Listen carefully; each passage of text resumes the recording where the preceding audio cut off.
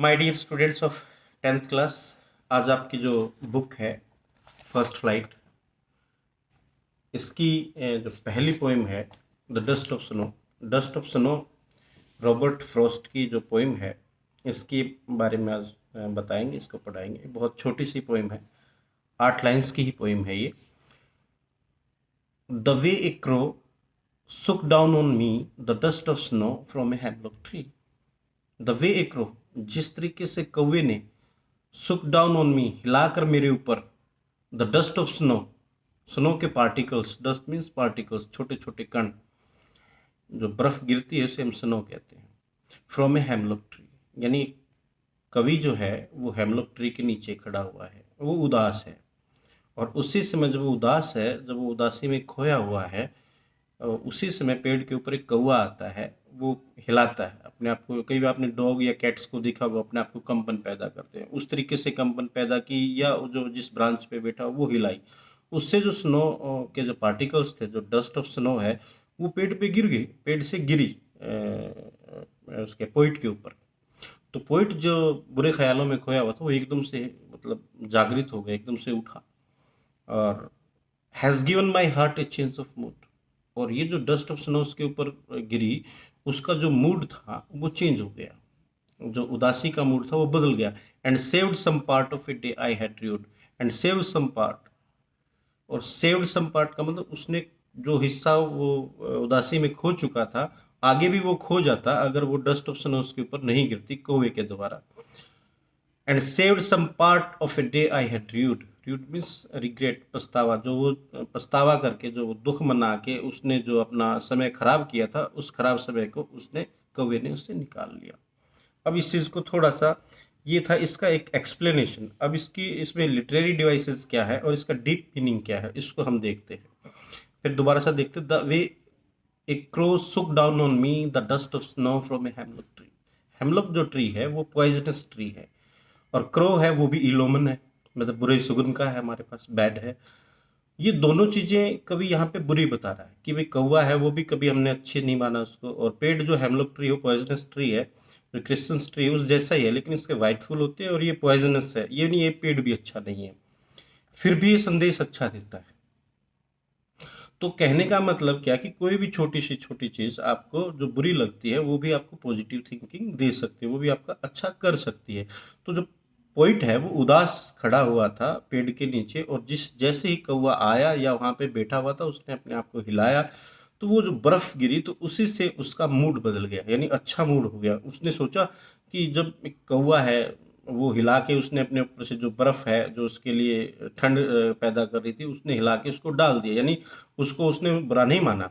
तो उसी प्रकार से मैं क्यों बुरा मानूं? मेरे ऊपर भी जो मैंने गलत किया है और किया, जो रिग्रेट कर रहा हूँ, तो मैं भी इससे आगे जाके और अच्छा करूँगा। Has given my heart a change of mood, और जो डस्ट ऑफ स्नो से उसका मूड बदल गया, वो खुश हो गया। तो कहने का अर्थ क्या है कि इस पोइम में पोइट जो है वो रिग्रेट कर रहा था, पछता रहा था। उसको जैसे ही ऐसी सिचुएशन आती है, कौवे के जो इलोमन है और आपका पॉइजनस ट्री है, उसके द्वारा भी उसको पॉजिटिव थिंकिंग मिल जाती है। तो अब इसके हम कुछ लिटरेरी डिवाइसेस, यानी इसका जो डीप मीनिंग है, इसको देखते हैं। लिटरेरी डिवाइसेस और देख लेते हैं इसमें क्या क्या है। इसको जो 8 लाइन है, इसको आप मार्क कर ले। पहली लाइन को 1 लिखे, दूसरी को 2, थर्ड, 4, 5, 6, 7, 8, ऐसे लाइन लिख ले। तो पहली लाइन में देखिए, द वे ए क्रो, इसमें पहले राइम स्कीम देखते हैं।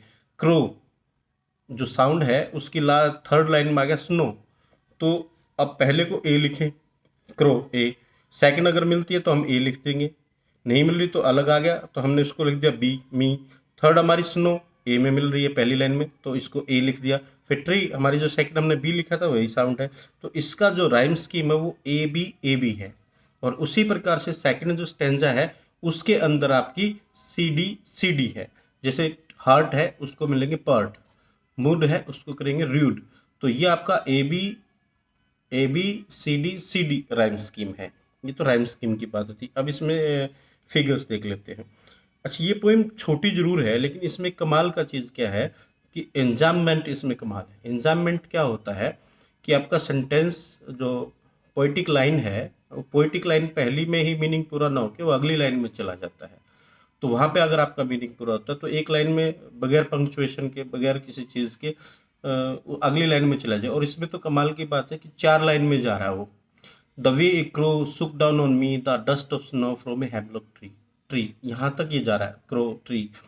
तो ये एंजाममेंट की मतलब कमाल का उदाहरण है। तो एंजाममेंट का आपको मतलब समझ में आ गया।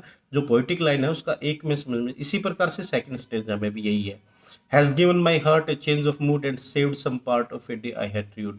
तो एंजाममेंट इसमें है कि पहली लाइन में मीनिंग न निकल के पोइटिक लाइन अगली लाइन में चला जाए, तो यहाँ 4 लाइन में जाता है। तो एंजाममेंट इसमें कमाल का है। इसमें एलिट्रेशन है आपकी। जो 7th लाइन है उसको देखिए, एंड सेव्ड सम, से की साउंड है यहाँ पे, सेव्ड सम, तो यहाँ पे आपका अलिट्रेशन है। और उसके बाद आपका 5th लाइन में देखेंगे, has given my heart, has में है की साउंड जो है और हार्ट में है की साउंड है।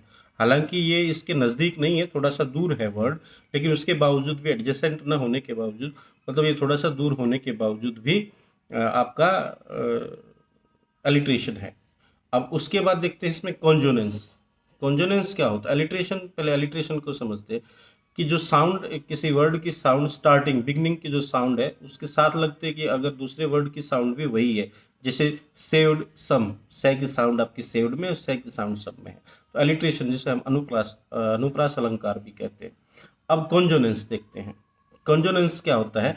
तो कॉन्सोनेंट की साउंड है वो बार बार रिपीट हो रही हो। ये जरूरी नहीं है, जैसे अलिट्रेशन में तो स्टार्टिंग में, बिगनिंग में होता, अब कॉन्जोनेंस में बीच में हो, लास्ट में हो, कहीं पर भी हो। अब देखते हैं कहाँ पे है कॉन्जोनेंस। Has given my heart a change of mood and saved some part of a day I had dreamed. अब ये देखिए, डे, डे की आवाज़ है, हैड में डे की आवाज़ है, ड्रीम्ड में डे की है। तो ये जो साउंड है, आवाज़ का मतलब साउंड जो है, डे डे डे, ये कॉन्सोनेंट की साउंड है, तो इसे हम कॉन्जोनेंस कहेंगे। अब इसमें एजोनेंस और देखते हैं, एजोनेंस कहाँ पे है। वैसे एजोनेंस का मतलब ये नहीं होता कि वाउल वही हो, साउंड होनी चाहिए। अब इसमें देखते हैं कहाँ पे है। From a hemlock tree, from O की साउंड है, ए हेमलॉक ओ की साउंड है, तो यहाँ पे ओ की साउंड आ रही है फ्रॉम में और हेमलॉक में। तो ये भी यहाँ पे क्या है? एजोनेंस है। तो ये एजोनेंस का एग्जाम्पल आपके लिए आ गया है। वैसे सुक डाउन ऑन मी, यहाँ पे भी ओ का, सुक में भी ओ है, डाउन में भी ओ है, ओन में भी ओ है, लेकिन ये इतना अच्छा एजोनेंस नहीं है। सुक में ऊ की आवाज़ आ रही है, डाउन डाउन आ की, डाउन आ की आवाज़ आ रही है, ऑन ओ की आवाज़ आ रही है। तो ये इतना अच्छा एग्जाम्पल नहीं है एजोनेंस का। तो एजोनेंस आ गया है इसके अंदर, अलिट्रेशन आ गया, राइम स्कीम आ गई है हमारी, और कॉन्जोनेंस आ गया है इसके अंदर। और सबसे बड़ा जो इसके अंदर था वह हमारा था एंजाममेंट। तो आशा करता हूँ आपको ये पसंद आएगी, और इसको डिटेल से इन जो लिटरेरी डिवाइसेस है इनको कभी आराम से डिटेल से और ज़्यादा कराया जाएगा, और क्लासेस में आपको होगा ही। तो ये दोनों क्लासेस, दोनों बोर्ड्स की, सीबीएसई और एचबीएसई, तो ये सिर्फ जो बोर्ड है उससे सिर्फ उनका जो एग्ज़ाम लेने का पैटर्न है वो थोड़ा सा अलग होता है, अदरवाइज सिलेबस सेम होता है। Thank you so much.